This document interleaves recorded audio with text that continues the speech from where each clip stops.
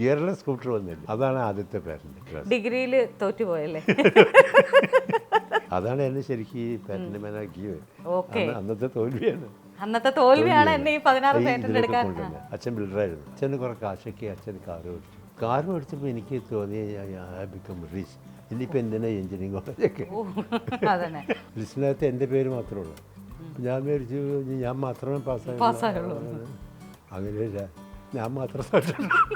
ഇപ്പോഴത്തെ ഈ കാറുകൾക്കുള്ള ഒരു വലിയൊരു ഡിഫക്റ്റ്, ആൾക്കാർക്കൊക്കെ പേടിയുള്ളത് ഇത് ചാർജിലാണ്ട് വഴിയിൽ നിന്ന് കഴിഞ്ഞാൽ നമ്മൾ എന്താ ചെയ്യുക. ആ പേടി ഇതിൽ നിന്ന് മാറ്റാം. ഇപ്പോഴും പ്രവർത്തിക്കാം. ഇനിയും 2 പേറ്റന്റും കൂടെ വരാണ്ടെന്നാ പറയുന്നത്. അപ്പോൾ 18 പേറ്റന്റ് ആവും. ഭാര്യ ഉണ്ടായിരുന്നപ്പോൾ അവർ എപ്പം പറഞ്ഞു, നിങ്ങൾക്ക് ഇതൊന്ന് നിർത്തിക്കൂടെ. ഈ യുഗാണ്ടയിൽ എങ്ങനെയാണെങ്കിൽ ഒരു 6 മണിയാവേണ്ട പുറത്തേക്ക് ഇറങ്ങാൻ പാടില്ല. കാരണം കള്ളന്മാരുണ്ട്. റോഡിൽ നിൽക്കുന്നതാണ് തോക്കായിട്ട് നിൽക്കുക. വീട്ടിൽ വന്നു കഴിഞ്ഞാൽ നമ്മൾ ഡോർ ഓപ്പൺ ചെയ്യാൻ പറയും. തുറന്നില്ലെങ്കിൽ അവനത് ചവിട്ടി പൊളി. പോണ വഴിക്ക് ഒരു പറയും, you are very sorry, our children have not eaten food for 2 weeks time. 89ാമത്തെ വയസ്സിൽ 16ാമത്തെ പേറ്റന്റ് എടുത്തിട്ടിരിക്കുന്ന വാറണി സാറിൻ്റെ അടുത്താണ് ഞാൻ ഇരിക്കുന്നത്. സാറ് ചിരിക്കുക. നമസ്കാരം സാർ. സാറ് ചിരിക്കുന്നത് എന്തേ സാറേ ചിരിക്കുന്നേ? അല്ല, അതിൻ്റെ തമാശ ഓർത്തിട്ടാണ്. തമാശ? അതിലെന്താ തമാശ? ഞങ്ങൾക്കൊക്കെ ഭയങ്കര അത്ഭുതമാണ്. ഒന്നാമത്തെ കാര്യം, ഈ ഒരു പ്രായത്തിലും ഇങ്ങനെ ഈ മെക്കാനിക്കൽ എൻജിനീയറിങ്ങിൽ തുടരെ പേറ്റന്റ് വാങ്ങാൻ വേണ്ടി, അല്ലെങ്കിൽ അതിന് വേണ്ടിയിട്ട് ഇങ്ങനെ പേറ്റന്റ് മാത്രമല്ല വർക്ക് ചെയ്യുക എന്ന് പറയുന്നത് തന്നെ വലിയ കാര്യമാണ്. ഇതിനകത്ത് there has to be a goal in your life. മനസ്സിലായി? അത് പ്രത്യേകിച്ച് നമ്മൾ when you get old, പ്രായമാകുമ്പോൾ നമ്മുടെ ജീവിതത്തിൽ ഒരു ലക്ഷ്യം നമുക്ക് വേണം. അപ്പോൾ നമ്മൾ പക്ഷെ അതിലേക്ക് നമ്മൾ തിരിഞ്ഞ് പോയിക്കൊണ്ടിരിക്കും. ഈ ലക്ഷ്യം ഇല്ലാത്തത് എന്താണെന്നറിയാം, അവന് വേണ്ടാത്ത കാര്യങ്ങൾ മുഴുവൻ ആലോചിക്കും, അനാവശ്യം മുഴുവൻ ചെയ്യും, അനാവശ്യമായിട്ട് കാര്യങ്ങൾ ആലോചിക്കും. You must be able to maintain your health. ഞാൻ 2 hours വാക്കിംഗ് ആണ് രാവിലെ. ഇന്നിപ്പോൾ കഴിഞ്ഞിട്ടാണ് വന്നത് എല്ലാ ദിവസവും. പിന്നെ ചില എക്സസൈസും കാര്യങ്ങളൊക്കെ ഉണ്ട്. അപ്പോൾ ഇതൊക്കെ this is A part of my regular life. ഒരിക്കലും ഏത് ഉഗാണ്ടയിൽ പോയാലും ഇത് ചെയ്യും. ഈ ഉഗാണ്ടയിൽ എങ്ങനെയാണെങ്കിൽ ഒരു 6 മണിയാവേണ്ട പുറത്തേക്ക് ഇറങ്ങാൻ പാടില്ല രാവിലെ. ഗവൺമെൻറ് റൂളാണ്. കാരണം കള്ളന്മാരുണ്ടാവും. അപ്പോൾ ഞാൻ പക്ഷേ 5:30 ആകുമ്പോൾ ഇറങ്ങും. അപ്പോൾ കള്ളന്മാർക്ക് അറിയാം എൻ്റെ ഇതിൽ ഒന്നുമില്ല എന്നറിയാം. പക്ഷേ ഉഗാണ്ടയിൽ വർക്ക് ചെയ്തിട്ടുണ്ട്. ഉഗാണ്ടയിൽ എക്സ്പീരിയൻസ്.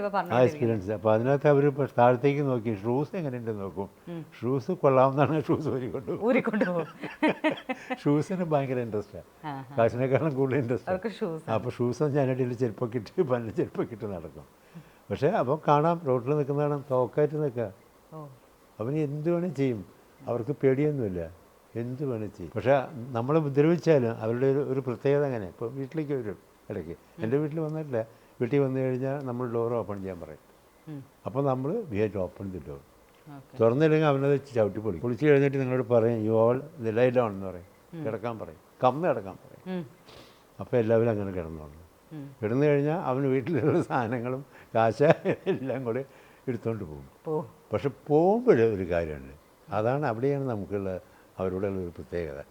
പോണ വഴിക്കൊരു പറയും, ചേട്ടാ അല്ല ചേച്ചി, we are very sorry, our children have not eaten food for 2 weeks time, so we have to do that. അത് ശരിയാണ്.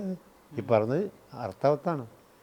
അവൻ്റെ മക്കൾ 2 ആഴ്ചയായിട്ട് ഭക്ഷണം കഴിച്ചിട്ടുണ്ടായില്ല. അപ്പോൾ ഞങ്ങൾക്ക് ഇത് ചെയ്യാണ്ട് നിർത്തി. അതുകൊണ്ട് കൈൻഡ്ലി എക്സ്ക്യൂസസ്.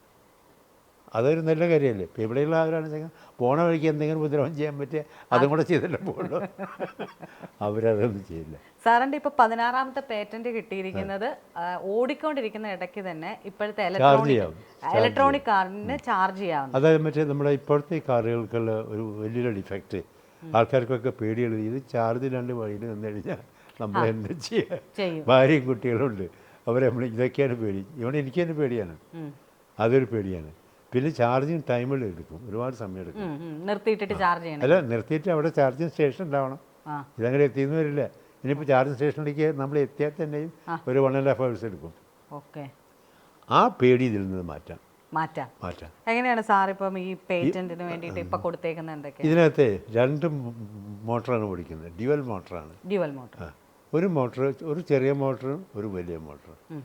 അപ്പോൾ ഇത് സ്റ്റാർട്ട് ചെയ്യുമ്പോൾ ഈ 2 മോട്ടർ ഓടും. വലിയ മോട്ടർ ഓടും, ചെറിയ മോട്ടർ ഓടും. രണ്ടും കൂടിയാണ് വണ്ടീനെ വെഹിക്കിളിന് ഓടിക്കുക. കാറാണെങ്കിലും ബൈക്ക്. അത് കഴിഞ്ഞ് നമ്മളിപ്പോൾ നോർമൽ സ്പീഡിലേക്ക് എത്തില്ല. നോർമൽ സ്പീഡിൽ എത്തിക്കഴിഞ്ഞാൽ നമുക്ക് ഒരു വെഹിക്കിളിലും പവർ ആവശ്യമില്ല, ചെറിയൊരു പവർ മാത്രമേ വേണ്ടൂ. അതായത് നമ്മൾ മറ്റേ റോട്ടിൻ്റെ നമ്മൾ പറയില്ലേ ഫ്രിക്ഷൻ എന്ന് പറയില്ലേ, അത് നമ്മൾ ഓവർടേക്ക് ചെയ്യുന്നു. പിന്നെ വിൻഡിൻ്റെ ഒരു റെസിസ്റ്റൻസ് ഉണ്ടായിരിക്കും, കാറ്റുണ്ടാവില്ല. നമ്മളിങ്ങോട്ട് പോകുമ്പോൾ കാറ്റ് നിൽക്കുന്നുണ്ടായിരിക്കും. അപ്പോൾ അതിന് നമ്മൾ ഓവർടേക്ക് ചെയ്യണം. അങ്ങനെ അതിന് വേണ്ടിയുള്ളൊരു ചെറിയൊരു പവർ മാത്രമാണ് ആവശ്യമുള്ളൂ. അപ്പോൾ അത് ഈ ചെറിയ മോട്ടറാണ് ഉപയോഗിക്കുക. ഓക്കെ. അപ്പോൾ വലിയ മോട്ടർ നിങ്ങളുടെ കയ്യിലുണ്ട്, സ്പെയറാണ്. അതിന് ഈ ഇതിൻ്റെ വെഹിക്കിളാണ് അതിനെ ഡ്രൈവ് ചെയ്യുക. അപ്പോൾ അവനെ നേരെ തിരിച്ചു തിരിക്കും. നേരത്തെ എങ്ങനെയാ ചുറ്റുക സ്റ്റാർട്ടിങ്ങിൽ. ഓടിക്കഴിയുമ്പോൾ ഇവൻ ചെറിയൻ അതിൻ്റെ ജോലി നോക്കി തുടങ്ങും, വലിയവൻ അവിടെ നിൽക്കും, അവനെ തിരിച്ച് സ്റ്റാർട്ട് തിരിച്ച് അത് പവർ ഉണ്ടാക്കുന്നതാണ്. അത് വെച്ചിട്ടാണ് നമ്മുടെ ബാറ്ററി ചാർജ് ചെയ്യുക. സാറിൻ്റെ ഏറ്റവും പുതിയ അതായത് 16ാമത്തെ പേറ്റന്റ് കിട്ടിയിരിക്കുന്നത് തന്നെ ഓടിക്കൊണ്ടിരിക്കുന്ന ഇലക്ട്രോണിക് വാഹനം ഓട്ടത്തിൽ തന്നെ ചാർജ് ചെയ്യാൻ പറ്റും.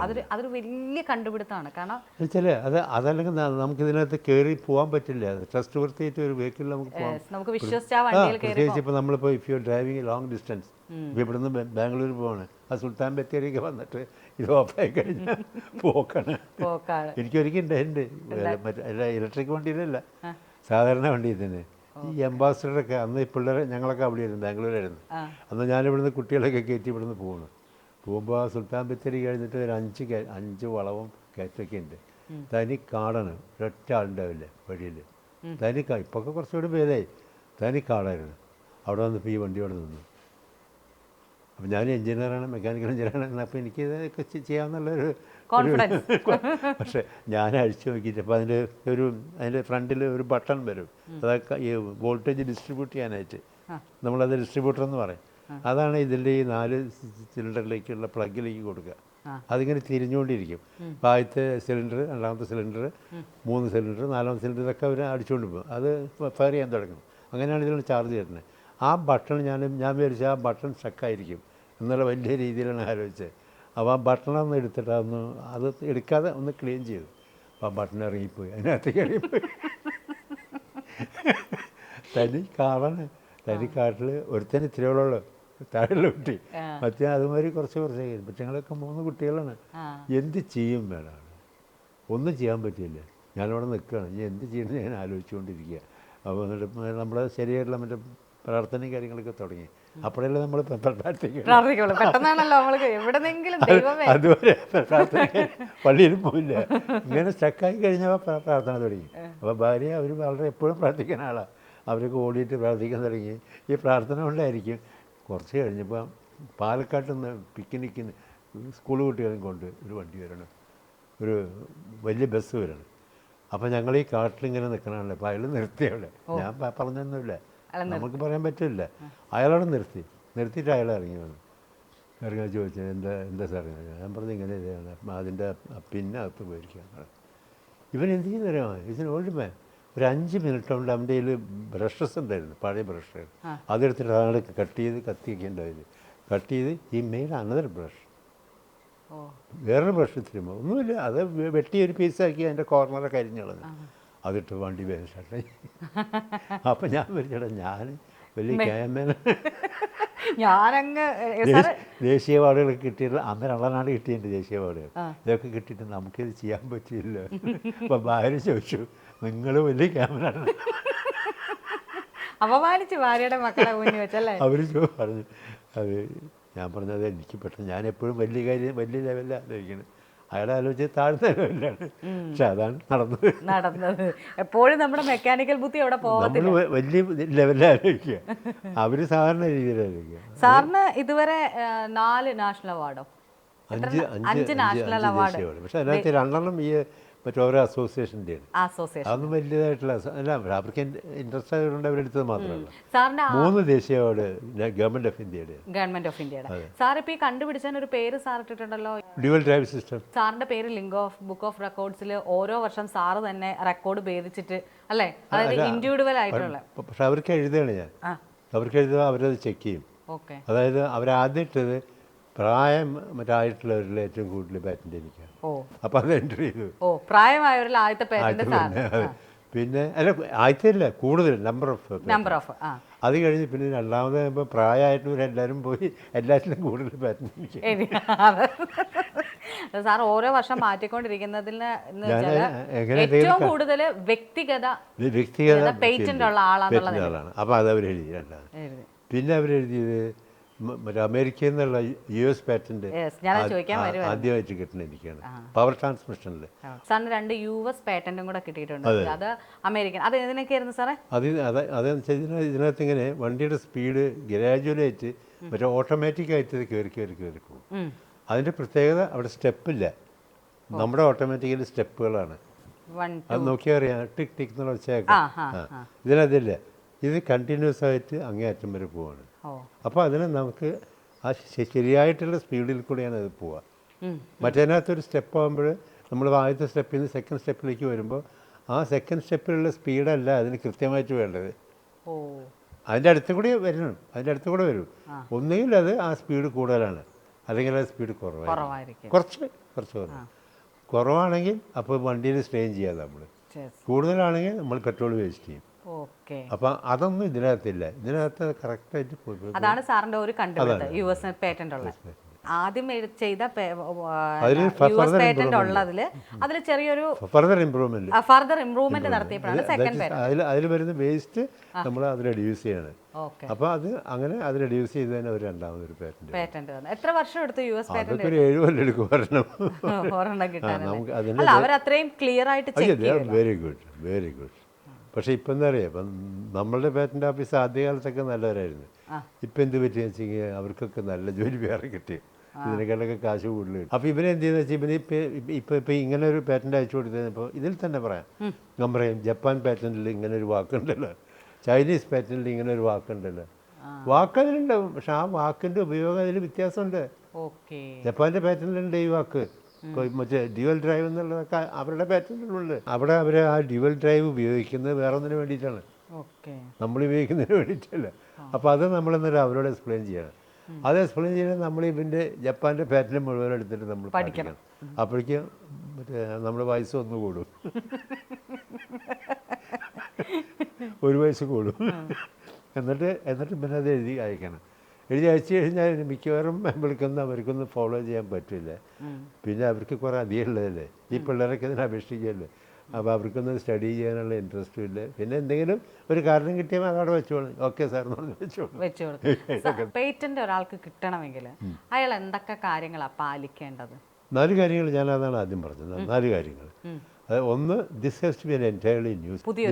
This has not been given in any of the visual media or the print media. എവിടെ ഇങ്ങനെ ഒരു സാധനം ഉണ്ടെന്നുള്ളത് മനുഷ്യൻ കേട്ട് കാണില്ല. രണ്ടാമത്തെ ഇതിനകത്തൊരു ഇൻവെൻറ്റീവ് ഇൻജുനിറ്റി എന്ന് പറയും. ഇപ്പോൾ നമ്മളിപ്പോൾ വെറുതെ പോയി ഗാർഡനകത്തൊരു പൂ വയ്ക്കുക, അതാരും കേട്ടല്ലോ, പുതിയ സിസ്റ്റമാണ്. പക്ഷേ അതിനകത്തൊരു ഇൻവെൻറ്റീവായിട്ടൊന്നുമില്ല. അതിനകത്ത് പറയത്തക്കതായിട്ടുള്ള ബുദ്ധിസാമർഥ്യം ഉപയോഗിക്കുന്നതായിട്ട് അതിനകത്തൊന്നുമില്ല. അപ്പോൾ അതിൽ നമ്മൾ അങ്ങേറ്റെന്ന് വെച്ചാൽ മറ്റൊരു ഇൻവെൻഷനുള്ളൊരു മറ്റേ ഇൻജുനിറ്റി എന്ന് പറയുന്നത്. ഇതിൽ ഒരു ഇൻജുനിറ്റി ഉണ്ടാവണം. അതായത് ഒരു സ്പെഷ്യൽ ബുദ്ധി അതുണ്ടാവണം അതിനകത്ത്. അപ്പോൾ മാത്രമേ അവർ പേറ്റന്റ് ചെയ്യാൻ സമ്മതിക്കുള്ളൂ. ഇപ്പോൾ വെറുതെ ഒരു സാധനം എഴുതി കൊടുത്തു കഴിഞ്ഞാൽ സമ്മതിക്കില്ല. അതിനകത്ത് എന്തെങ്കിലും 2. 3, ഇത് കമേഴ്സ്യലൈസ് ചെയ്യാനുള്ള സ്കോപ്പ് ഉണ്ടാവണം. വെറുതെ നമ്മൾ എഴുതി കൊടുത്തിട്ട് വീട്ടിൽ വെച്ചിരിക്കാൻ പറ്റില്ല. ഇത് കമേഴ്സ്യലൈസ് ചെയ്യാനുള്ള സ്കോപ്പ് ഇതിലുണ്ടാവണം. അപ്പോൾ അവർ ചെയ്യും. 4, അതായത് ഇതിൻ്റെ നമ്മുടെ സോഷ്യൽ റിക്വയർമെൻറ്റ്സ് ഉണ്ടല്ലോ, നമ്മുടെ സോഷ്യൽ കണ്ടീഷൻസ് ഉണ്ടല്ലോ, അതിനൊന്നിനും ഇത് വേദനിപ്പിക്കാൻ പാടില്ല. സോഷ്യൽ റിക്വയർമെന്റ്സിനെ ഭേദിക്കുന്നതായിരിക്കരുത് കണ്ടുപിടുത്തം. അത് വളരെ ഇമ്പോർട്ടൻ്റ്. ഈ 4 എണ്ണമാണ്. ഇത്രയുണ്ടെങ്കിൽ നമുക്ക് സാർ ഇപ്പൊ ലാസ്റ്റ് കൊടുത്തൊരു ഇതുണ്ടല്ലോ നമ്മുടെ ആ പേറ്റന്റ്. ഈ പേറ്റന്റ് കൊടുക്കുമ്പോൾ സാർ എഴുതി ഡ്രാഫ്റ്റ് ആക്കി അതിന്റെ പ്രവർത്തനം വിശദീകരിച്ച് ഇതിനൊരു ഫോം ഉണ്ട്. ആ ഫോം അതേപടി നമ്മൾ എഴുതി അയച്ചു കൊടുക്കണം. ആ ഫോമിനകത്ത് ഇതൊക്കെ പറയും. ആദ്യം എന്താണെന്ന്, പിന്നെ ഇതിന്റെ ക്വാളിറ്റി. പ്രവർത്തിപ്പിച്ച് കാണിച്ചിരുന്നോ? പ്രവർത്തിക്കേണ്ട ആവശ്യമില്ല. പ്രവർത്തിക്കാൻ പറ്റിയതാണെന്നുള്ളത് നമ്മൾ അവരെ തിയറിറ്റിക്കലായിട്ട് നമ്മൾ കാണിച്ചു കൊടുക്കണം. അതാണ്. അങ്ങനെയാണ് ചെയ്തേക്കുന്നത്. സാറിന്റെ ആദ്യത്തെ പേറ്റന്റ് ഏതിലായിരുന്നു? മറ്റേ ഒരു സ്കൂട്ടറിന് നമ്മുടെ ഗിയർലെസ് സ്കൂട്ടർ വന്നില്ലേ, അതാണ് ആദ്യത്തെ പേറ്റന്റ്. അപ്പോൾ അന്നത് വലിയ കാര്യമായിരുന്നു. അന്നൊന്നും പേറ്റന്റിനെ പറ്റി നമ്മളാരും കേട്ടിട്ടില്ല. അപ്പോൾ ഇത് അപ്പോഴേക്കും ഒരുത്തന്നെ ഓടി വന്നു പറഞ്ഞു, ഞാനത് വാങ്ങിച്ചോളാം, നിനക്ക് ഇഷ്ടം പോലെ കാശ് തരാം എന്ന് പറഞ്ഞ് എന്നോട് അന്നത്തെ എത്രയാ മറ്റേ 30,000 രൂപ മറ്റോ പറഞ്ഞ് 1972 70-ലാണ്. അങ്ങനെ ഞാനൊക്കെ പറഞ്ഞ് കരാറൊക്കെ എഴുതുന്നില്ല പറഞ്ഞ് അവർ കൊടുത്തു.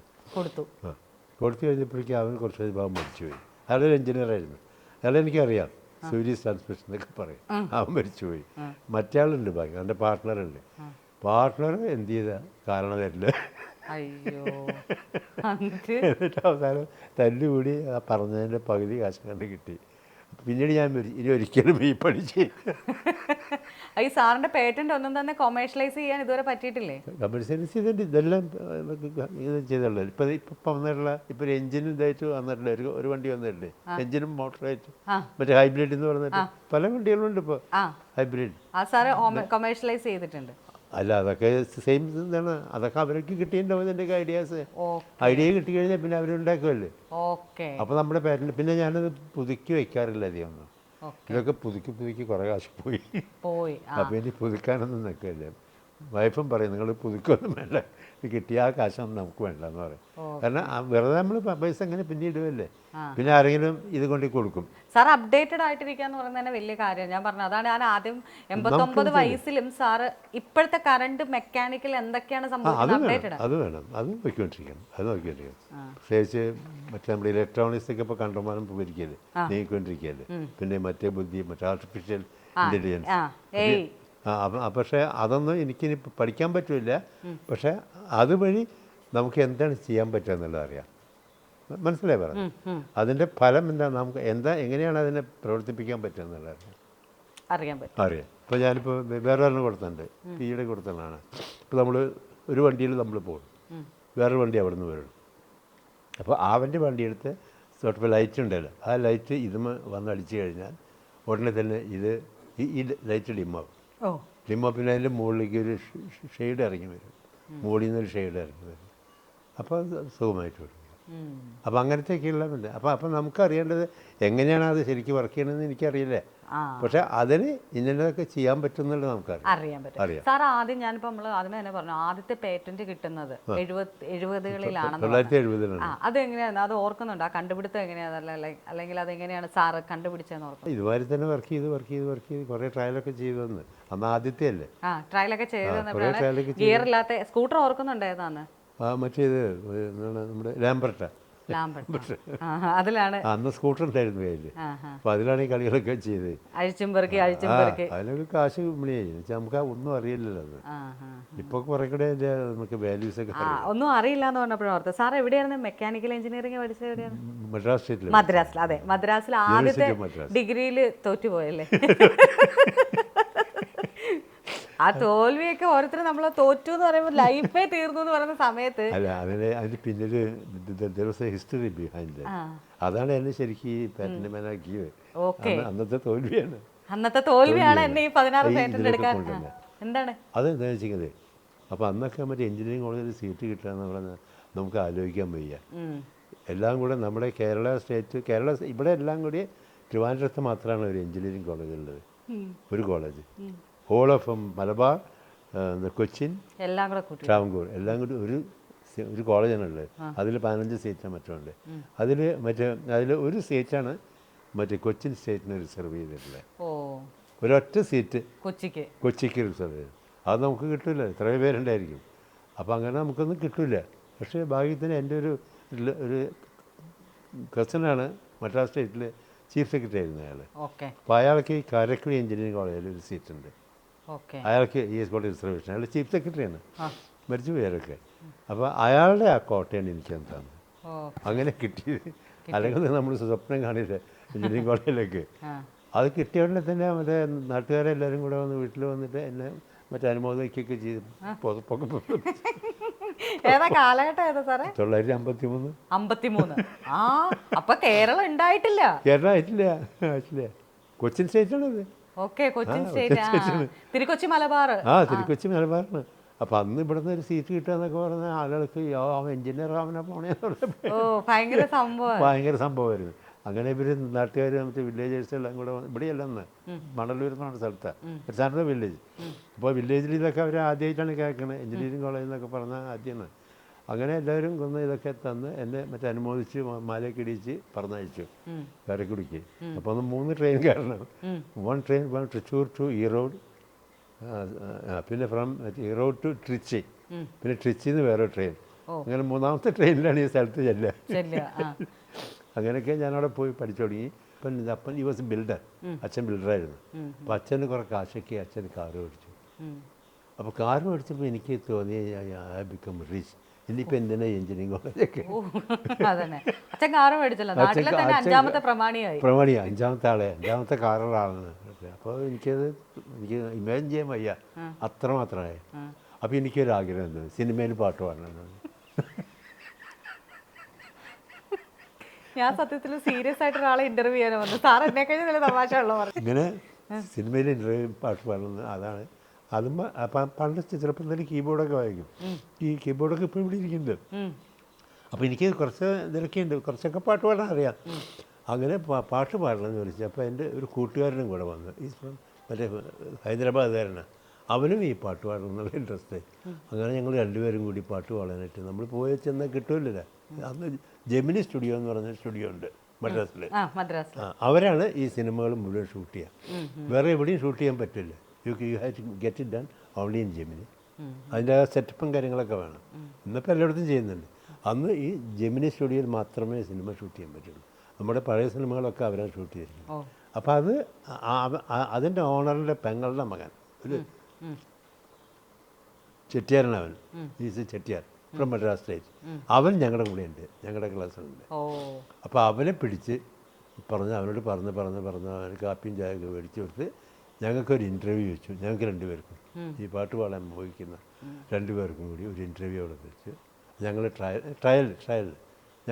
ട്രയലിന് വിളിച്ചിട്ട് ഞങ്ങൾ പോയി ട്രയലിന് പോയി അവിടെ ചെന്ന് ആ പാട്ടൊക്കെ പാടി. ഞാൻ ഹിന്ദിയും തമിഴും മലയാളത്തിൽ എൻ്റെ വക ഓരോ പാട്ട് അവനും കുറേ നടക്കി ചെയ്ത് അവന് പാട്ട് പാടി ഞങ്ങൾ പാസ്സായി. ട്രയലിൽ പാസ്സായി. സന്തോഷമായി. ഇനിയിപ്പോൾ ഇതിലും വലിയ കാര്യമില്ലല്ലോ. അപ്പോൾ എന്തായാലും നമ്മൾ അറിയപ്പെടും, ലോകത്തിൽ എന്നും അറിയപ്പെടും. ആ ഒരു വലിയൊരു ആഗ്രഹത്തിലൂടെ ഞാൻ അവനും കൂടി വണ്ടി കയറി അവിടെ കോളേജിലേക്ക് പോന്നു, തിരിച്ചു വന്നു. അവിടുന്ന് ഒരു 3-4 ദിവസം കഴിഞ്ഞപ്പോൾ എൻ്റെ അച്ഛനും അച്ഛൻ്റെ 2-3 കൂട്ടുകാരും കൂടി അങ്ങോട്ട് വന്നിരിക്കുന്നു, ഹോസ്റ്റലിലേക്ക് വന്നിരിക്കുന്നു. അപ്പോൾ ഞാൻ വിളിച്ചു എന്താ അച്ഛനെ, ഞാൻ അച്ഛനെന്താ വന്നിരിക്കുന്നു, നീ വേറെ നിൻ്റെ പെട്ടി സാധനങ്ങളൊക്കെ പാക്ക് ചെയ്തേ പോവാ മതി എന്നാണ്, നീ ഇവിടെ നിന്നത് മതി, നിനക്ക് പാട്ട് പാടുമ്പോൾ എൻ്റെ എല്ലാം തന്നെ അയച്ചിരിക്കുന്നു. അവിടെ നാട്ടുകാരല്ല എഞ്ചിനീയറാക്കാൻ പറഞ്ഞു, വരും, നീ ഇവിടെ വന്ന് പാട്ട് പഠിക്കാനല്ല അറിയാം, പാടാ പെട്ടിയൊക്കെ പാക്ക് ചെയ്തു. എന്താ ചെയ്യപ്പോഴും ഞാൻ അച്ഛൻ്റെ കാല് പിടിച്ച് പറഞ്ഞു കഴിഞ്ഞ് ചേച്ചി പാട്ട് പാടാൻ പോവില്ല എന്ന് പറഞ്ഞ് അതോടുകൂടി പാട്ട് നിർത്തി, സംഗീതം നിർത്തി. പിന്നെ പഠിക്കണം എന്ന് പറഞ്ഞാൽ എനിക്ക് ആ കൂടി ഒരു സ്വട്ടപ്പോൾ ഡെസ്പറേറ്റായി. പഠിച്ചിട്ടും ഇല്ല, പാട്ടും പഠിച്ചിട്ടില്ല, പാട്ട് പാടാനുള്ള ചാൻസും അച്ഛനായിട്ട് കളഞ്ഞു. അപ്പോൾ അതിൻ്റെ ഇടയ്ക്ക് വേറെ ഒന്നുണ്ടേ. അപ്പം അച്ഛന് അന്നൊന്നും ഫോണും കാര്യങ്ങളൊന്നും ഇല്ലല്ലോ. അപ്പോൾ എൻ്റെ ഒരു കസിനൊരു സ്ത്രീ ഉണ്ട് അവിടെ, lady, she's in the arts college. അവർ പ്രൊഫസറാണ് അവിടുത്തെ, മേരി എന്ന് പറയും. അപ്പോൾ അവരാണ് എൻ്റെ ലോക്കൽ ഗാർഡിയൻ. അവരിത് എങ്ങനെയായിരുന്നു ഞാൻ ഈ പാട്ട് പാടാൻ പോയിരുന്നത്, അവരെങ്ങനെയാണ് പറഞ്ഞത്. അത് അച്ഛൻ ഇത് വലിയ സാധനമല്ല, പാട്ട് പാടാൻ ട്രയലിന് പോകുന്നൊക്കെ പറഞ്ഞാൽ അന്നത്തെ വലിയൊരു ഗുഡ് ന്യൂസ് ആണല്ലോ. അപ്പോൾ അങ്ങനെ ഇവരറിഞ്ഞിട്ട് ഇവർ വീട്ടിലേക്ക് എഴുതി. അങ്ങനെയാണ് ഇത് മുഴുവൻ കൊളാക്കി. അങ്ങനെ അത് വന്നപ്പോൾ അതോടുകൂടി ഞാനത് നിർത്തി മാത്രമേ. പിന്നെ എനിക്ക് സ്പീക്കിംഗ് സോ മച്ച് ഡെസ്പറേറ്റ്. ഇനിയിപ്പോൾ എന്തിനാണ് പഠിക്കണം, എൻ്റെ വലിയ ആഗ്രഹമുള്ളത് കഴിഞ്ഞു. അങ്ങനെ ഇരിക്കുമ്പോൾ നമ്മുടെ എക്സാമിനേഷൻ വന്നു ഞാൻ പോയിട്ട് എക്സാമിനേഷൻ എഴുതി, പരീക്ഷ എഴുതി കഴിഞ്ഞിട്ട് അപ്പോൾ അത് റിസൾട്ട് വരിക, അത് അവിടെ തന്നെ കോളേജിലാണ് വരിക, പത്രത്തിലും മറ്റേ കമ്പ്യൂട്ടറൊന്നും വരില്ല. അങ്ങനെ അത് റിസൾട്ട് അറിയാനായിട്ട് വീട്ടിലേക്കും വരുന്നു. അവിടെ നിന്ന് വണ്ടി കയറി ഇവിടെ വന്ന് ഇയാൾ, അപ്പോൾ ഞങ്ങളുടെ പ്രൊഫസർ ഒരാളുണ്ട്, പ്രൊഫസർ വെങ്കടാചലം, വെങ്കടി എന്ന് വിളിക്കുക, വെങ്കടി സാറിനെ കാണാൻ ചെന്നു. അപ്പോൾ റിസൾട്ട് വന്നിട്ടുണ്ടെന്ന് പറഞ്ഞു. അപ്പോൾ ഞാൻ ചോദിച്ചു, സാറേ എനിക്ക് എത്ര മാർക്കുണ്ട്, മെഷീൻ ഡിസൈനിൽ എത്ര മാർക്കുണ്ട്? ഡിസൈനിലാണല്ലോ എനിക്ക് ഏറ്റവും കൂടുതൽ കിട്ടേണ്ടത്, ഞാൻ അതിലാണല്ലോ എൻ്റെ വർക്കുകളൊക്കെ. അപ്പോൾ അയാളൊക്കെ കണ്ടപ്പോൾ തന്നെ അയാളുടെ ഇങ്ങനെ കണ്ണൊക്കെ ചുവന്നിരിക്കുന്നുണ്ട്. അയാളുടെ എല്ലാവരും ചിന്തയുടെ അയാളുടെ പ്രൊഫസറുടെ കണ്ണൊക്കെ ചുവന്നുണ്ട്. അപ്പോൾ എനിക്കൊന്നും ശരിക്കും ഒരു ഐഡിയ കിട്ടിയില്ല. പ്രൊഫസർ പറഞ്ഞു, അതിൻ്റെ വിവരമൊക്കെ അത് അവിടെ എഴുതിയിട്ടുണ്ട് നോട്ടീസ് ബോർഡിൽ, നീ അത് നോക്കിയിട്ട് തിരിച്ചിങ്ങോട്ട് വരണമെന്ന് പറഞ്ഞു. അപ്പോൾ എനിക്കൊന്നും ഇയാൾ എന്താ പറയണതൊന്നും ക്ലിയർ ആവണില്ല. അങ്ങനെ ഞാൻ ചെയ്യുന്ന നോട്ടീസ് ബോർഡിലേക്ക് വന്നു. അപ്പോൾ ഒരു ഒരു ലിസ്റ്റ് ഇട്ടുണ്ട്, ആ വലിയ പേപ്പർ, അതിനകത്ത് എൻ്റെ പേര് മാത്രമേ ഉള്ളൂ, ലിസ്റ്റിനകത്ത് എൻ്റെ പേര് മാത്രമേ ഉള്ളൂ. ഞാൻ വിചാരിച്ചു ഇനി ഞാൻ മാത്രമേ പാസ്സായുള്ളൂ. അങ്ങനെയല്ല, ഞാൻ മാത്രം തോറ്റിട്ടുള്ളൂ. ഞാൻ മാത്രമേ തോറ്റിട്ടുള്ളൂ. ഞാൻ മാത്രം അങ്ങനെ എന്നിട്ട് നോക്കി തിരിച്ച് വെങ്കടി സാറിൻ്റെ അടുത്തേക്ക് വന്നു. അയാൾ പറഞ്ഞ്, എടാ എൻ്റെ ലൈഫിൽ എനിക്കൊരു ഗോൾ ഉണ്ടായിരുന്നു, ഒരു ലക്ഷ്യം എനിക്കുണ്ടായിരുന്നു. എന്തെങ്കിലും എൻ്റെ കാലത്തെ എൻ്റെ സ്റ്റുഡൻസ് മുഴുവൻ പാസ്സാവണമെന്നാണ്. ഇതിപ്പോൾ എൻ്റെ ലാസ്റ്റ് ഇയർ കഴിഞ്ഞു, ഇനി എനിക്ക് ചാൻസ് ഇല്ല. എൻ്റെ ജീവിത ലക്ഷ്യം തന്നെ പാഴാക്കിയത് നീയാണ്. നിനക്ക് ഒരിക്കലും മനസ്സമാധാനം കിട്ടില്ല. അപ്പം തന്നെ പ്രാഗ് വിട്ട്. നിനക്ക് ഒരിക്കലും മനസ്സമാധാനം കിട്ടില്ല. അപ്പോൾ എന്ത് ചെയ്യാം അവിടെ? ഇപ്പോൾ വീട്ടിലും പോകാൻ പറ്റില്ല, അവിടെ നിന്നൊക്കെ കാശ് വേണ്ടേ? വീട്ടിൽ നിന്ന് കാശൊന്നും അയക്കില്ലല്ലോ. അങ്ങനെ ഞാൻ അവിടെ തന്നെ നിന്ന് പിന്നെ ആൾക്കാരുടെ അടുത്തൊക്കെ കുറച്ച് കാശൊക്കെ മേടിച്ച് പിള്ളേരുടെ അടുത്തൊക്കെ മേടിച്ച് ഒരു റൂം എടുത്ത് അവിടെ തന്നെ നിന്ന് രണ്ടാമത് മറ്റേ എക്സാമിനേഷൻ എഴുതി 86%. അത് എഴുതിയിട്ട് അതിനകത്ത് മറ്റേ 85% മാർക്ക് കിട്ടി. അപ്പോൾ അതും കൊണ്ട് കടലാസൊക്കെ കൊണ്ട് വീട്ടിലേക്ക് പോയി. അച്ഛനോടെ കേട്ടില്ല. അപ്പോൾ എല്ലാം കൂടെ കുഴപ്പം, ഇവിടെ ഇല്ലാണ്ട് അവിടെ ഇല്ലാണ്ട് അങ്ങനെ പാട്ടും പോയി എല്ലാം പോയി. അന്ന് തൊട്ട് എനിക്ക് തുടങ്ങിയതാണ് ഈ പ്രൊഫസർ എന്നോട് ഇങ്ങനെ തീരെ മോശമായിട്ടില്ല പറഞ്ഞത്. അന്ന് തൊട്ടുള്ളൊരു വീര്യാണ് ഞാൻ I must do something in mechanical engineering. അത് ചെയ്യണം. പ്രൊഫസറുടെ അടുത്തേക്ക് പിന്നെയും പോകണം. അതാണ് തോൽവിയിൽ എന്തൊക്കെയോ ഉണ്ട് എന്ന് ആ തോൽവി പക്ഷെ ഭയങ്കര തോൽവിയായി. അന്നൊക്കെ 12 മാർക്ക് എനിക്ക് ഏറ്റവും എൻ്റെ ഫേവറേറ്റ് ആയിട്ടുള്ള ഫീൽഡാണ് ഡിസൈൻ എഞ്ചിനീയറിങ്. അതിൽ 12 മാർക്ക് കിട്ടി തോൽക്കുക എന്ന് പറയുന്നത് മെന്റലി നമുക്ക് ഭയങ്കര സ്ട്രോക്കല്ലേ കിട്ടിയിരിക്കുന്നത്. പിന്നെ അയാൾ പറഞ്ഞതാണ്, നീ ഒരു കാലത്ത് നിനക്ക് മനസ്സമാധാനം ഉണ്ടാവില്ല, നീയാണ് എൻ്റെ ലൈഫിനെ മുഴുവൻ. ഈ പേറ്റന്റ് ഒക്കെ കിട്ടിയ സമയത്ത് വെങ്കടി സാർ ഉണ്ടായിരുന്നോ? ഞാൻ പോയി പിന്നെ സ്റ്റൈലാ നടന്നു എന്ന്. സാറ് ഈ US പേറ്റന്റ് കിട്ടി കഴിഞ്ഞിട്ട് വെങ്കടി സാറിനെ കാണാം? അല്ല, US പേറ്റന്റ് അല്ല, എനിക്ക് പിന്നെ 2 ദേശീയ അവാർഡ് കിട്ടിയ. ആദ്യമേ തന്നെ national research development corporation NRDC, അതിൻ്റെ 2 അവാർഡ് കിട്ടി. അത് പുതിയ എക്യുപ്മെൻറ്റ്സ് ഉണ്ടാക്കിയത്. അപ്പോൾ ആദ്യം ഞാനിവിടെ വേണ്ടി ട്രിവാൻഡ്രത്തായിരുന്നു, അത് ലാറ്റക്സ് ഫാക്ടറിയിലായിരുന്നു, ഹിന്ദുസ്ഥാൻ ലാറ്റക്സ്. അപ്പോൾ അതിനകത്ത് മെഷീനൊക്കെ ഞങ്ങൾ അന്നൊക്കെ use to import from Germany and Japan. അപ്പോൾ ഈ ക്വാണ്ടംസ് ഉണ്ടല്ലോ, അപ്പോൾ ഈ ക്വാണ്ടംസിൻ്റെ പാക്കിംഗ് മെഷീനൊക്കെ ഉണ്ട്. അപ്പോൾ അതിനകത്ത് ഈ ഓയിലുണ്ട്, ഇതിനകത്ത് ഓയിൽ വേണം, ക്വാണ്ടമിന് ഓയിൽ വേണം. അതാണ് അപ്പോഴാളുകൾ പോയും. അങ്ങനെയാണ് അതിൻ്റെ സിസ്റ്റം അങ്ങനെയാണ്. അപ്പോൾ ഈ ഓയിൽ ഇതിലേക്ക് ആഡ് ചെയ്യുന്നത്, ഇതിങ്ങനെ ക്വാണ്ടംസ് എല്ലാം കൂടി ചുരുട്ടിക്കൂട്ടി ഇതിലിട്ടിട്ട് ഈ ഓയിൽ ഒഴിച്ചിട്ട് പിന്നെ കൈമ ഇതൊക്കെ ഇട്ടിട്ട് ഗ്ലൗസ് ഉണ്ടല്ലോ, ആ ഗ്ലൗസൊക്കെ ഇട്ടിട്ട് കൈ കൊണ്ടിട്ട് ഇളക്കാണ്. ഇളക്കി ഓയിൽ വിടുന്നതാണ്. അപ്പോഴൊക്കെ കണ്ടാമിനേഷനുള്ള ചാൻസസ് വളരെ കൂടുതലാണ്. പിന്നെ ഇൻഫെക്ഷനുള്ള ചാൻസ് വെരി റിസ്കി തിങ്. അപ്പോൾ അതിന് ഞാനൊരു എക്യുപ്മെൻ്റ് ഉണ്ടാക്കി, ഒരു പാക്കേജിങ് മെഷീൻ. ആ പാക്കേജിങ് മെഷീനിൽ ഉണ്ടാക്കിയത് ഇങ്ങനെ വന്നിട്ട് ഇങ്ങനെ 2 സൈഡിൽ നിന്നും ഈ മെറ്റീരിയൽ ഫിലിം വന്നിട്ട് ഇങ്ങനെ അടയ്ക്കുകയാണ് ചെയ്യുക. അതിൻ്റെ ഇടയ്ക്ക് ഇത് വീഴും. അത് ജപ്പാൻ മെഷീൻ അങ്ങനെ തന്നെ. പക്ഷെ അവർക്ക് ഇതിനകത്ത് ഈ ഓയിൽ ഫില്ലിംഗ് ഇല്ല. അതാണ് കുഴപ്പം. ഇത് ഇങ്ങനെ പോയിട്ട് ഇതിങ്ങനെ സീൽ ചെയ്യില്ലേ.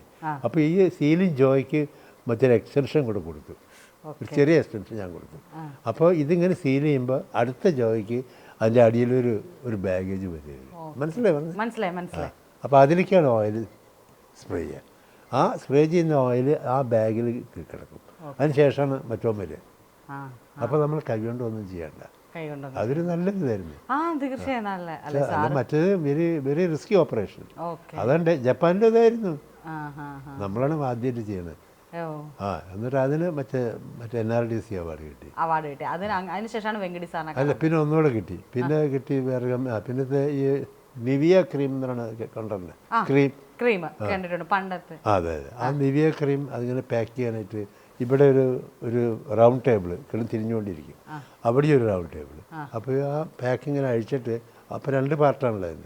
ഒന്നതിൻ്റെ അടിവശം മറ്റു മൂടി, അന്ന് 2 ഇങ്ങനെ ഇതിലേക്ക് ഇങ്ങനെ ഇട്ട് കൊടുത്താൽ മതി. ഇട്ടെടുത്ത് കഴിഞ്ഞ് പിന്നെ അവിടെ പോയി ഈ ക്രീം ഫില്ല് ചെയ്ത് അതിൻ്റെ പുറത്ത് ഫോയിൽ ഒട്ടിച്ച് ഈ ബാക്കറ്റിൻ്റെ അടിയിൽ സീൽ ചെയ്ത് എല്ലാം പണി കഴിഞ്ഞിട്ട് പുറത്തേക്ക് വരും. അതൊരു നല്ല വർക്കാണ്. അപ്പോൾ അതിനും ഈ അവാർഡ് കിട്ടി, ഈ NRDC അവാർഡ് കിട്ടി. അപ്പോൾ ഈ 2 NRDC കൊടുക്കുമ്പോൾ ഞാൻ അവിടെ ഇയാളെ കാണാൻ പോയി, ചേട്ടനെ കാണാൻ പോയി. അപ്പോൾ ആൾ കുറേ വയസ്സായി. ചെന്ന് അയാൾ ഈ വാസ് ലിവിങ് ഇൻ ദറ്റ് മറ്റേ മദ്രാസിൽ അണ്ണാനഗർന്ന് കേട്ടല്ലേ, അവിടെയാണ് ഇവരുടെ താമസം. അപ്പോൾ ഞാൻ അഡ്രസ്സൊക്കെ എടുത്ത് ചെന്നിട്ട് ഞാൻ ചെന്ന് ഇയാളെ വിളിച്ചപ്പോൾ ഇയാളെ എനിക്കില്ലേ. അപ്പോൾ ഞാൻ അവിടുത്തെ പിള്ളേരൊക്കെ ഉണ്ട്. അവർ പറഞ്ഞു ഇങ്ങനെ അച്ഛനെ കാണാനായിട്ട് ഒരു പയ്യൻ വന്നിട്ടുണ്ടെന്ന് പറഞ്ഞു.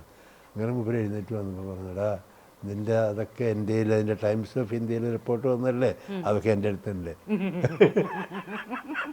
നീ വന്ന് പറയണ്ട, എൻ്റെ ഉണ്ട് കിട്ടിയത്. അതൊക്കെ എൻ്റെ അവിടെ മുദ്രൊന്ന് അനുഗ്രഹിച്ചു, നീ നല്ല പഠിച്ച് മിടുക്കനായിട്ട് വരാം. വയ്യാണ്ടായി അപ്പോഴും പോയി തളർന്ന്. അപ്പം പിന്നെ ശാപം അങ്ങനെ മാറ്റിക്കളഞ്ഞു. ശാപത്തിന് ഇങ്ങനെ ഉന്തി മാറ്റി നമ്മള്. സാറേ പക്ഷെ അവരുടെയൊക്കെ സങ്കടം എന്ന് വെച്ചാൽ അയാളുടെ വലിയൊരു ആഗ്രഹമായിരുന്നു അയാളുടെ സ്റ്റുഡൻസ് മുഴുവൻ പാസ്സാവണം. അത് പറ്റാതെ വരുമ്പോഴായിരുന്നു. അന്നത്തെ കാലത്തേക്ക് അവരൊക്കെ ഭയങ്കര അല്ല, അന്നത് സാറ് ജയിച്ചിരുന്നെങ്കിൽ ഇന്ന് ഇങ്ങനെ ആകാൻ പറ്റുമെന്ന് തോന്നുന്നു. ആവില്ല, ഇല്ല. അന്ന് പിന്നെ എല്ലാം കഴിഞ്ഞു. പിന്നെ അച്ഛൻ്റെ കാറുണ്ട്. പിന്നെ അച്ഛന് ബിൽഡിംഗ് ആണ്. എനിക്ക് പിന്നെ എന്നാ വേണം, കാർ അഴിക്കുക, പണിയുക. എല്ലാവരും തമ്മിൽ ഓൺലി സൺ, ഒറ്റമാനാണ്, ഒരു സിസ്റ്റം മാത്രമേ ഉള്ളൂ. അപ്പൊ പിന്നെ എന്തെങ്കിലും പിന്നെ നമ്മൾ ഇതിനൊക്കെ പണിയെടുത്ത് കുടുംബം നോക്കേണ്ട കാര്യമൊന്നുമില്ല. അച്ഛന് റിച്ച് പീപ്പിൾ. അങ്ങനെ ഈ ഇയാളുടെ പ്രൊഫസറുടെ മറ്റേ എൻകറേജ്മെന്റ് ഉണ്ടല്ലോ. അല്ല, അതുകൊണ്ടാണ് സാർ ഇപ്പം എനിക്ക് തന്നെ അത്ഭുതമാണ്. ഞാൻ പറഞ്ഞല്ലോ 89ാമത്തെ വയസ്സിൽ അപ്ഡേറ്റഡ് ആയിട്ടിരിക്കുക. അതുപോലെ തന്നെ ഭയങ്കര അടിയായിരുന്നു അന്ന് കിട്ടിയത്, ഭയങ്കര അടിയായിരുന്നു കിട്ടിയത്. വീട്ടിൽ നിന്ന് അടി കിട്ടിയോ? അല്ല, തോറ്റത് മെന്റൽ ഷോക്ക്. അല്ല, പക്ഷെ ഇനി ഒരു കാര്യം കേട്ടോ, പാടണം ഇപ്പോഴും ആഗ്രഹമുണ്ടോ? പാടണം ഇപ്പോഴും ആഗ്രഹമുണ്ടോ? ആർക്ക് പാടണം എന്ന് ആഗ്രഹമുണ്ടോന്ന്? പാടണത് ഇനിയിപ്പം ഞാൻ പാടാനൊന്നും പറ്റൂല. രണ്ടുപേരും പാടിക്കോ? അയ്യോ, അതൊക്കെ പറ്റുമോ? ട്രൈ ചെയ്ത് നോക്കി. ഇല്ല, ഇനിയിപ്പോ ഒച്ചയൊക്കെ പോയില്ലേ. ഒച്ച പോയത് സാറല്ലേ. അവിടെ പാടിയത് ഒരു പാട്ട് ഞാൻ പറയാം. सागर के किनारे सागर हसी उठाए. അതായത് ഞാൻ കരയ്ക്ക് കൂടെ കരഞ്ഞുകൊണ്ട് നടക്കുമ്പോൾ സാഗർ എന്ന് വെച്ചാൽ തിരമാല എന്നെ നോക്കി ചിരിക്കുകയായിരുന്നു. ഹിന്ദി പാട്ടാണ്, ഫേമസ് സോങ് ആയിരുന്നു. സാഗർ എന്നെ നോക്കി ചിരിക്കുകയാണ് എന്ന് പറഞ്ഞിട്ടാണ് ആ ഒരു പാട്ടാണ്. പിന്നെ അന്ന് പിന്നെ തമിഴിൽ വരണം പാടി, പിന്നെ മലയാളത്തിൽ വരണം പാടി. ഏതാ മലയാളത്തിൽ പാടി? മലയാളത്തിൽ എനിക്ക് ഓർമ്മയില്ല ശരിക്കും. സാറിനെ പോലെ അതായത് ജീവിതത്തിൽ ഒരു ലക്ഷ്യം ഉണ്ടായിരുന്നു, അല്ലെങ്കിൽ ഒരു ആഗ്രഹം, ലക്ഷ്യമല്ല ഒരു ആഗ്രഹം ഉണ്ടായിരുന്നു. ആഗ്രഹം വീണുടഞ്ഞു പോയപ്പോൾ ലക്ഷ്യം മുന്നിൽ കണ്ട് അതിനുവേണ്ടി ഇപ്പോഴും പ്രവർത്തിക്കുക. ഇനിയും 2 പേറ്റന്റും കൂടെ വരാണ്ടെന്നാണ് പറയുന്നത്. അപ്പോൾ 18 പേറ്റന്റ് ആവും. 18 മാത്രമല്ല, എനിക്ക് 90 ക്രോസ് ചെയ്യണമെന്നുണ്ട്. 90 ക്രോസ് ചെയ്യുന്നുണ്ട്. അതിലൊരു പാറ്റന്റ് എടുക്കണമെന്നുണ്ട്. സാർ ഇപ്പൊ പറയുന്നത് സാറിന് ഇപ്പൊ 89 നടപ്പ് വർഷമാണ്. 90 എത്തുമ്പോൾ ഒരു 4 മാസം കഴിഞ്ഞാൽ 90ലേക്ക് ചെല്ലും. ഭാര്യ ഉണ്ടായിരുന്നപ്പോൾ അവർ എപ്പം പറഞ്ഞു, നിങ്ങൾക്ക് ഇതൊന്ന് നിർത്തിക്കൂടെ, ഇനി ഇത് എന്ത് കിട്ടാനാ, വയസ്സനായില്ലേ, ഇനി ഇത് ആർക്ക് വേണ്ടിയിട്ട് ഇതൊക്കെ ചെയ്യണേ എന്നൊക്കെ പറഞ്ഞവർ. എന്നാലും സാറിന്റെ ആഗ്രഹം പോലെ തന്നെ 90ാം വയസ്സിൽ താങ്ക് യു സാർ.